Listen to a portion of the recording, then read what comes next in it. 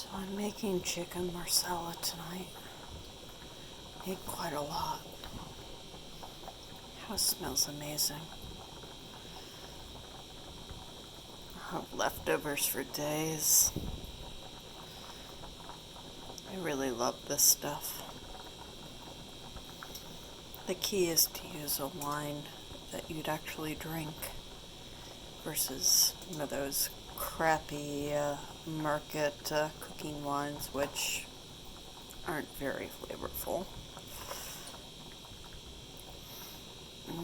This should be so good.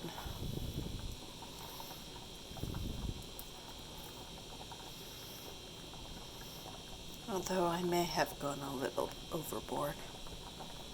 Is 2 pounds of mushrooms too much? I think it might be.